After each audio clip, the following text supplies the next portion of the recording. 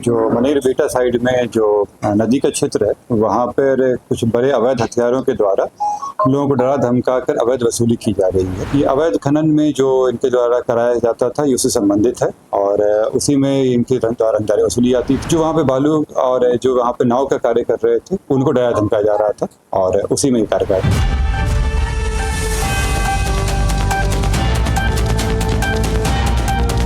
Patna police रविवार को बड़ी कार्रवाई करते हुए 4 बालू खनन और रंगदारी मांगते हुए अपराधियों को दबोचा है। साथ ही तमाम तरह की आधुनिक हथियार और 160 जिंदा कारतूस को पकड़ा है। इसके बारे में पटना पुलिस बालू माफियों और जो आपराधिक घटनाएं हो रही है, रंगदारी मांगना, तमाम तरह की हथियार AK-47 और 160 जिंदा कारतूस जो है बरामद हुए हैं। इन सब के बारे में पटना पुलिस और SSP कार्तिकेय कुमार क्या कहते हुए नजर आ रहे हैं, पहले उनकी बातों को समझें। कुछ दिनों से एक सूचना प्राप्त हो रही थी कि जो मनेरबेटा साइड में जो नदी का क्षेत्र है वहाँ पर कुछ बड़े अवैध हथियारों के द्वारा लोगों को डरा धमका कर अवैध वसूली की जा रही है। और इस संबंध में आप लोग भी अवगत हैं कि पूर्व में भी उस क्षेत्र में फायरिंग वगैरह हुई है और कई बार ग्राउंड गोलियां चली हैं और लोग अक्सर वहाँ दहशत के रहते थे। इसी के सत्यापन और इसी पे कार्रवाई करने के लिए एक टीम बनाई गई थी जिसका नेतृत्व सिटी SP वेस्ट स्वयं कर रहे थे और एक टीम बना के इसमें DIO के भी लोग थे और पुलिस की तरफ से जो विशेष लोग थे उनको वहाँ पे भेजा गया था और उनके द्वारा उस जगहों पर सूचना संकलन भी किया जा रहा था और पूरी तैयारी के साथ गए थे। इसी तैयारी क्रम में जब वहाँ पे कुछ व्यक्ति, संदिग्ध व्यक्ति आए और उसमें रंगदारी वसूलने की कोशिश की, पुलिस के द्वारा उनको चैलेंज किया गया परंतु उन लोग के द्वारा पुलिस पे फायरिंग कर दिया गया।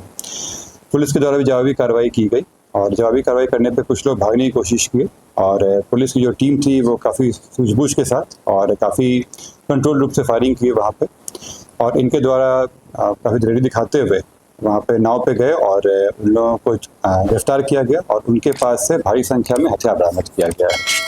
इसमें 4 व्यक्ति की गिरफ्तारी की गई है और कुछ लोग भागने में कामयाब रहे हैं जिनके विरुद्ध रेड छापेमारी चल रही है।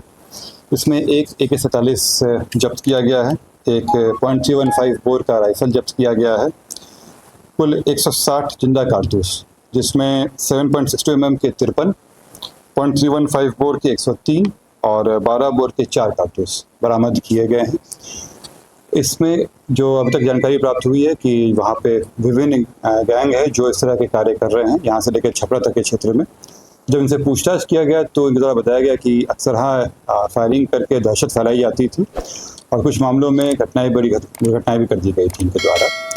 इसमें जो अन्य व्यक्ति सम्मिलित रहे हैं उनका नाम सामने आ गया है और उनको भी जल्दी गिरफ्तार किया जाएगा। पुलिस की जो कार्रवाई है ये लगातार चलती रहेगी और इसमें जो इस तरह के में और लोग भी रहे हैं उनके पास से भी उनको जेल में भेजा जाएगा और उनसे भी हथियार बरामद किया जाएगा। इसमें मैं बताना चाहूँगा कि पुलिस के द्वारा बहुत ही अच्छे ढंग से इसमें कार्रवाई की गई और जो इसमें जो पूरी टीम थी जिसमें जो दानापुर के थाना अध्यक्ष प्रशांत कुमार भारद्वाज, दानापुर थाना से आशीष कुमार चौधरी, श्रवण कुमार, बिट्टू कुमार और इसमें खरौल थाना से संजीव कुमार, दानापुर थाना सिपाही दिलीप कुमार, दानापुर थाना से सिपाही विशाल कुमार और दानापुर थाना से सुधांशु कुमार, इन लोगों के द्वारा बहुत ही अच्छा से कार्य किया गया है और इनको मेरी तरफ से इस पूरी जब इसमें जांच हो जाएगा तो इस वैलेंट एक्शन के लिए इसके लिए रिकमेंड किया जाएगा। 47 के कारण जब इनसे पूछताछ किया गया है तो जो व्यक्ति का बताया गया है कि ये 47 लंबे समय से रखा जा रहा था और खासकर कि इन 3 महीनों में जब नदी में काफ़ी पानी रहती है तो इन लोगों के द्वारा नाव पे वहाँ दहशत फैलाने के लिए कई बार फायरिंग भी किया जाता है और वहाँ पे नावों से वसूली भी की जाती है। ये काफ़ी लंबे समय से चल रहा था और ये जहाँ से सोर्स लाया गया है उसके लोग जांच कर रहे हैं, जल्दी जहाँ से लाया गया उन पर पकड़ लिया। ये 47 अभी देख के लग रहा है कि कहीं से ये निर्मित नहीं लग रहा है, ये कहीं से लाया गया ऑर्डिनेंस फैक्ट्री वगैरह का हो सकता है, इस पर भी जांच चल रही है। गिरफ्तार कौन है, उनका आपराधिक इतिहास है? 4 व्यक्ति गिरफ्तार हुए हैं, इसमें से 2 छपरा के रहने वाले हैं, एक पटना जिला का रहने वाला और एक भोजपुर का है। संजय राय हैं, ये छपरा जिला के रहने वाले हैं, डोरीगंज के। सोनू कुमार ये पालीगंज पटना के रहने वाले हैं। अजीत कुमार ये डोरीगंज छपरा के हैं और यश कुमार ये भोजपुर के रहने वाले हैं। सर, ये बालू माफिया और बालू कारोबारी अवैध खनन का कार्य किया। ये अवैध खनन में जो इनके द्वारा कराया जाता था ये उससे संबंधित है और उसी में इनके द्वारा रंगदारी वसूली जाती थी और अपने संरक्षण में बालू का अवैध कार्य कराया जाता था। गैंग में सर कितने लोग थे सर? गैंग में अभी और काफ़ी लोग हैं जिनके द्वारा ये कराया जा रहा था। 6-7 लोगों की और आइडेंटिफाई किया गया है। इसके अलावा पूछताछ में और लोगों के भी नाम आए हैं। पूरे गिरोह जो संगठित अपराध रूप में चल रहा था उस पर हम लोग कार्रवाई कर रहे हैं और इससे हमें उम्मीद है कि उस क्षेत्र में शांति रहेगी। रंगदारी सर किन लोगों से मिलती है? जो वहाँ पे बालू और जो वहाँ पे नाव का कार्य कर रहे थे उनको डराया धमकाया जा रहा था और उसी में कार्य कर अपने संरक्षण में चाह रहे थे कि बालू का अवैध कार्य करा सके। रंगदारी के दौरान 47 का उपयोग किस तरह से करते हैं? आप जानते हैं कि बड़े हथियार आने पे कोई भी डर जाता है और उनके द्वारा समय समय पे फायरिंग भी किया जाता था। तो जो वहाँ के लोकल रहने वाले थे वो डर जाते थे और इसमें उनके द्वारा रंगदारी बचाव के रूप में रंगदारी दी जाती थी। हाल के दिनों में जो खनन विभाग के अधिकारियों पर जो हमला हुआ था, क्या उसमें ये लोग शामिल थे? इसमें हम लोग दिखा रहे हैं, लेकिन ये जो अभी फिलहाल हम लोग जानकारी आई है वो जो पर्टिकुलर गांव में हुआ था तो उन लोग आइडेंटिफाई किया गया। अभी इनसे उनका लिंक अभी नहीं आया। सर, पुलिस पर जो फायरिंग की गई थी 47 से ही फायरिंग की गई थी। उसमें हथियारों से फायरिंग की गई थी। इनके अलावा अन्य भी हथियार थे जो पानी में फेंक रहे थे, परंतु पुलिस का कोई एक्शन हुआ तो ये हथियार मिल गए। सर, ये प्रतिबंधित हथियार है, क्या और से हथियार इनके पास है? जो हम लोग अभी जानकारी मिली है ये और भी हथियार हैं और जो इसका दूसरा ग्रुप है उनके पास भी हथियार है और जल्दी हम लोग उसको भी जब्त करेंगे। सर, जो पानी में फेंके क्या उनको बरामद की है? उसकी कोशिश चल रही है और लेकिन चूंकि पानी काफी ज्यादा है और बहाव काफी ज्यादा है तो हम लोग कोशिश कर रहे हैं, अगर मिल जाता है तो बताएंगे। कम से कम 4-5 तो होगी ही वहाँ पे, क्योंकि जिस तरह से फायरिंग पहले की घटनाएं हो चुकी हैं, कम से कम इतने तो हैं। अभी जो 4 लोगों की गिरफ्तारी हुई है ये व्यक्तियों का पूर्व में मानिक गैंग से घनिष्ठ संबंध था।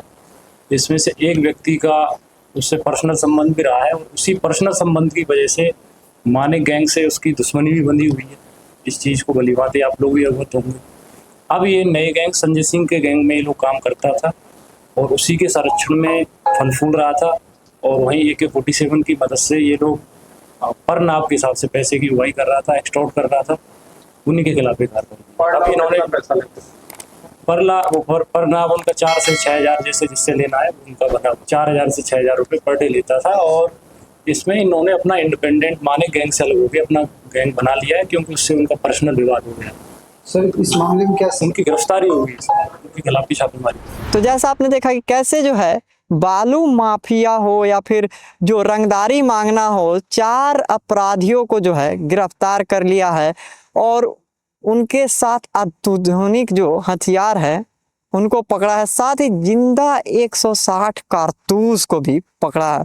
तो ये एक बड़ी जो है उपलब्धि मानी जा रही है बिहार पुलिस की तरफ से कि जो बालू खनन है और रंगदारी मांगने के आरोप में जो है आरोपी को है गिरफ्तार कर लिया गया है और जो है जिंदा कारतूस 160 कारतूस मिले हैं उस पर जो है कार्रवाई हो रही है। आपने सुना क्या कहते हुए नजर आ रहे थे। इन सब के बारे में आप अपनी राय कमेंट बताएं और ऐसी खबरों के लिए हमारे साथ बने रहे और देखते रहे एकदम कड़क। धन्यवाद।